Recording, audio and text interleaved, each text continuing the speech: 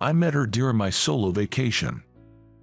We seated next to each other on the ferry and later reunited at one of the few tourist spots on the island. "Let's get married." Upon our reunion, she said that to me. "My name is Zach, turned 32 this year. I work in the editorial department of a publishing company. I love my job and don't mind working through the night or doing overtime. Unfortunately, the body tells no lies. My body and stamina couldn't keep up with the demands of the job. To make matters worse, the workload suddenly increased as a long-serving editor retired, and the responsibilities were passed down to me, a mid-level employee. One day, I passed out at work. I was told by the doctor it was due to overwork and stress, and I had to be hospitalized for about a week. Work was hectic, but fortunately, my fairly considerate company managed to send a notice aligning with my discharge day. Apparently, my attending doctor also suggested that I needed a break. And so, for the first time since I started working, I got a long 6-month vacation. I was undecided about how to spend this long vacation, but I decided to visit the northernmost and southernmost parts of the country. I first conquered the northernmost part, Barrow, Alaska. Then I headed straight to Key West, Florida. The southernmost part is Catalina Island. There's a ferry service from Miami, but the ferry couldn't sail due to bad weather. I was stuck there for 4 days. Finally, on the morning of the 5th day, the ferry to the island could depart. The sea was still a bit rough. I usually have a strong stomach and don't get motion sickness, but I was a bit nervous and took some motion sickness medicine. As I expected, the ferry swayed quite a bit. Sitting by the window, I pressed my forehead against the window glass and closed my eyes tightly. By doing this, I was trying to avoid seasickness. When there were 20 minutes left to reach the island, I noticed the woman sitting next to me looked unwell. It seems she was suffering from seasickness. Are you okay? Would you like to take some motion sickness medicine?" When I offered her water, she weakly replied, "I'm fine." She didn't look fine at all. Thinking it might make her feel a bit better, I offered my window seat to her. Then she did the same as me, pressing her forehead against the window glass and closing her eyes. It looked like she was feeling uncomfortable, and her collar was wide open, revealing her fair chest. I realized I was staring and awkwardly looked away. I helped her off the ferry. She was still wobbly, looking pretty unstable. She sat down on the ground after getting off the ramp. "The ground is the best," she said, laying down right there. "Are you okay?" I squatted down beside her and asked. She managed to sit up, still shaky. "Thank you so much. It was rough this time, but you saved me. Thank you." She bowed her head politely to thank me. Her long hair slid over her shoulders, emitting a pleasant fragrance of shampoo. "You're on vacation?" she asked, brushing the sand off her back. I nodded, and she responded with something that was neither interested nor uninterested. "I see." I somewhat wanted to stay but forced myself to leave. "Well, I'll go then. You sure you're good?" she responded with a full-faced smile to my inquiry. Regretfully, I parted ways with her at the harbor. I really wanted to talk more with her, but I didn't have the courage. I felt pathetic, thinking that I should be enjoying myself more while on vacation. While contemplating returning to the harbor, I arrived at the reserved bed and breakfast. Catalina Island is a small. You could cycle around the entire island. The next day, I started exploring the island by rental bike. Sadly, the weather was not clear. The sea seemed rough too. It seemed the ferry from Miami was canceled again. Probably because of that, there weren't many tourists on the island. It felt like time was moving slowly. I headed for the southernmost monument of America. Passing through a winding road like a snake, I could see the southernmost monument of America. There were no buildings around, but I could see several other monuments. There were sound of waves, wind, and occasionally, birds.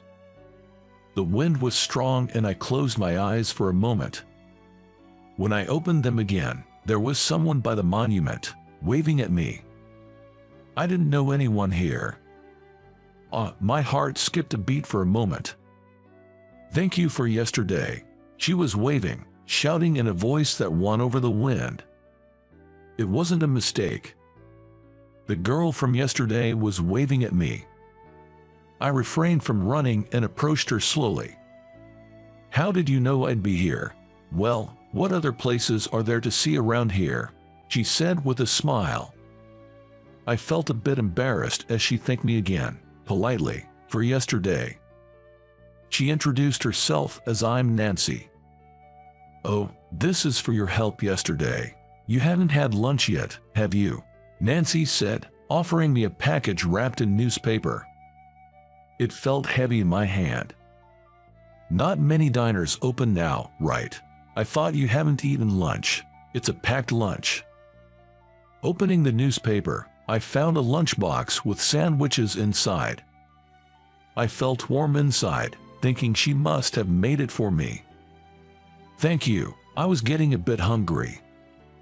I thanked her and she smiled, handing me a water bottle. Maybe she means to eat here. We sat a little away from the monument and opened the lunchbox. Nancy casually picked up one of the sandwiches. They looked like typical homemade Southern American style sandwich. Nancy, munching on her sandwich before me, looked happy. "Is your family from this island?" When I asked, she replied, "No."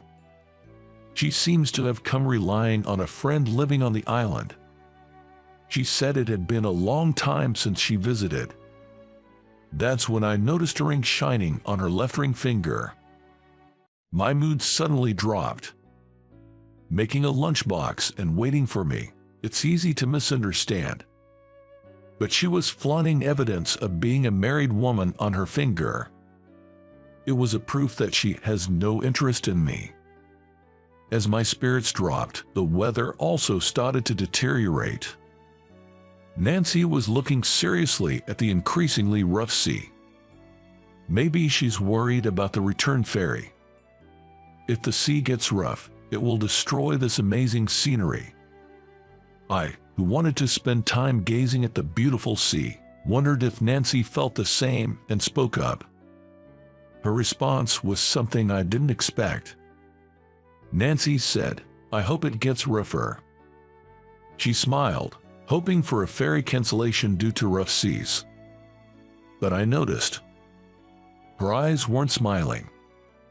It felt like she had some secret. Like she was afraid someone might come to the island by ferry. Maybe she ran away to this island. I stealthily looked at her anxious face. I wanted to say something to cheer her up, but no words came to mind. "Well, I'm going home. It looks like it's going to rain." Staring out at the sea, now rough and turbulent, Nancy stood up and spoke those words. All I could do was nod in agreement, murmuring, "Yes, true." Despite Nancy's wishes, the next day was bright and sunny. The sea was calm. Almost instinctively, I opened my cell phone to check the ferry schedules. It seemed that they were all running from the first trip in the morning. That someone whom she did not want might be coming to this island on the ferry. Thinking about it started to make me anxious, too. To shake off the anxiety, I decided to go for a walk after breakfast. The sun was much more intense compared to yesterday. While wandering aimlessly around the island, I could hear a man and a woman arguing. Without much thought, I headed in the direction of the voices. The scene was in front of a small house. There was a flashy, flamboyant guy raising his voice at someone. Nancy was standing in front of him with a sullen expression. Apparently, this man was Nancy's husband. I realized this must be the unwelcome someone that she was avoiding. Something must have happened, and Nancy had run away from her husband. Facing her loud, furious husband, Nancy remained cold. I couldn't intervene in a marital spat, so I decided to quietly leave the place. I'm telling you, I've had enough. I can't stand being hit or abused by you anymore. Nancy's voice, which was calm initially, was getting increasingly louder. Hearing her speak about being regularly abused, I stopped in my tracks. If her husband was violent towards Nancy, I felt I had to intervene. Just shut up and come back home. You are making me chase you all the way out here. Her husband's shouting became louder and louder. I suddenly noticed a flashy woman wearing sunglasses sitting in a car that he apparently drove here in. She was watching the quarreling pair from the car, looking bored. You came all the way here. What were you thinking? Bringing your affair partner to take your wife back? Planning a romantic getaway on the side? Nancy pointed at the car as she spoke. I see. The woman in the car seemed to be the husband's mistress. Things were starting to feel complicated. That's it. Please, let's get a divorce. At this word, her husband reacted. His face turned bright red, and he tried to drag Nancy by her arm toward the car. It hurts. Let me go. Are you planning to lock me up again? I'm not a pet. Let go of me. You should just wait for me at home and shut up. Don't think there's any more happiness in this world. I couldn't just stand there and watch. I had to step in between them and knock his hand away. He suddenly gave me a suspicious glare as I interrupted abruptly. Leave her alone. She doesn't want this, I said to him, shielding Nancy behind me. He clicked his tongue, asking, "Who are you?" I replied that I was her friend. I told him that I had heard their conversation, and it's wrong to forcefully take her home when she is refusing to do so. What the heck? Aren't you having an affair too? Do you think you are in a position to say anything about my affairs? Apparently, he misunderstood me as Nancy's lover. He laughs, making fun of Nancy. Moreover, he began to berating Nancy and said, "This is what you get with such a flirty woman. Don't speak so ill of her." I couldn't keep calm anymore, seeing how he insulted her. He reached over my shoulder and grabbed Nancy's hair. Nancy, being pulled forcefully by her hair, almost toppled forward. It hurts. Let me go. He pushed me aside and tried to take Nancy away. To be clear, I'm not the fighting type. I'm terrible at confrontations. But this is not the time to back down. I got up and took Nancy back just before she was made to get into the car. I quarreled with her husband next to the car. Nancy stepped in between to separate us. I am divorcing you. This time, it was my turn to be shielded by Nancy. With her arms spread out, she was staring him down while shielding me behind her. What will you do after divorcing? Marry this guy, he said with a mocking tone. The next moment, Nancy turned around, smiling warmly at me. And looking into my eyes, she said, "Let's get married." I was taken aback. But the words that came out were, "Yes, gladly." I was astounded by our exchange as if we were in a fast food restaurant. But it seemed my reply was the right answer for Nancy. She hugged me around the neck with a big smile, saying thank you. Did you hear that? I've fallen for this man. So, I want a divorce. I've never met such a kind person. I can't be with you anymore. Hanging onto my neck, Nancy turned around and yelled back at him. I braced to be hit by him again at that moment.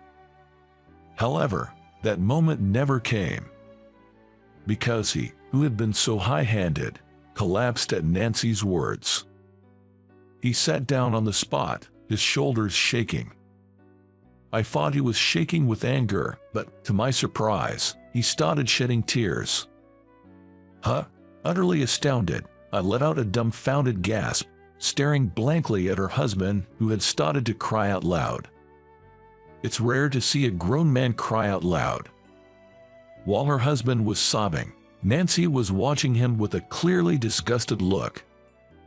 Then, she swiftly pulls off the ring from her ring finger and throws it at the weeping husband. Think crying will get you forgiveness?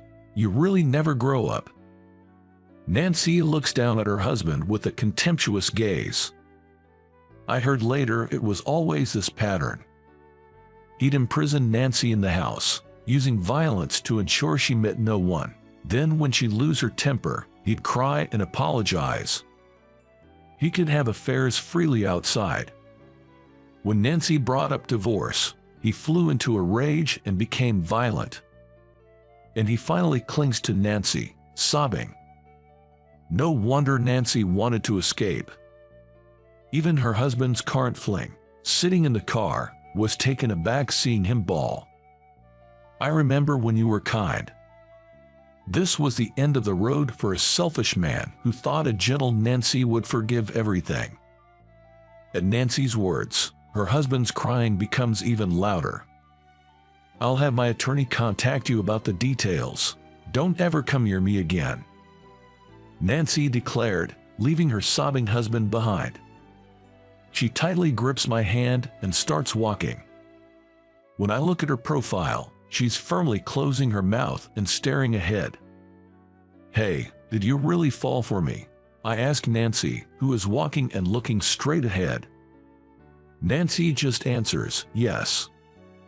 I remember feeling the temperature of the hand I was holding rise slightly at that moment. So, I didn't ask any more. She probably wasn't lying. I was sure of it. Hey, let me say it too. She stops at my words and looks up at me with upturned eyes. Her eyes were wavering, seeming a bit anxious. It looks like she's afraid of being rejected by me. I've liked you since the first time we met. I think I will never forget Nancy's face turning red up to her ears the next moment. It's been 10 years since then. Nancy's fierceness back then was something else. I shiver just thinking about it. We're visiting this Catalina island, the place where we first met after a long time. Brings back memories. Next to me, Nancy, with my wedding ring shining on her finger, says this and smiles. I honestly tell her that seeing the ring on her ring finger back then had completely bummed me out. Nancy teases me with a really and a playful laugh. What happened to the ring that you threw away? That ring. It was embedded in the ground. The next day, Nancy said she found the ring embedded in the ground and stepped on it. She laughed uproariously, saying it might come out if dug up. Immediately after that event, we hired a lawyer and proceeded with the divorce process. Her ex-husband wouldn't agree to the divorce, so in the end, it came down to mediation. I wanted to marry her right away, but the divorce took about a year to finalize. I officially proposed to her the night the divorce was finalized. And happily, we get married a year later. It felt like a long journey. Now, blessed with 2 kids, we are a happy family of 4. We have our occasional fights, but that's part of the charm. I think I'm the one who usually gives in during our arguments. Hey, Mom, Dad, come here. Over here, over here. Our children call us with loud voices. Our daughter takes after me, and our son is the spitting image of Nancy. Their personalities are also similar, which makes us laugh. We walk towards our waving children, hand in hand. Okay, time for a quiz. The word quiz excites the kids. So, what kind of place is this? My question is met with voices of dissatisfaction from the kids. It's too easy and not interesting, they complain. Then our daughter snorted and answered, Don't play dumb. It's the southernmost part of America, right? I told her with a composed face. No, that's not right. And once again, there are boos from the children. This is where your mom first let your dad taste her homemade lunchbox. My daughter hits my knee in frustration as I speak jokingly. We didn't know that. The children unanimously voice their complaints. Next to them, Nancy, looking a bit guilty, is smiling. What? I sense she has a secret. Then, scratching her head, Nancy said, "Actually, that lunch was made by my friend." A truth I learned after 10 years. The kids roll over, laughing hysterically. The beautiful memory shatters, leaving me stunned for a moment. So this is what they mean by truth is stranger than fiction. Come to think of it, Nancy was bad at cooking. I didn't notice about that lunchbox until now. I guess I was just head over heels for her.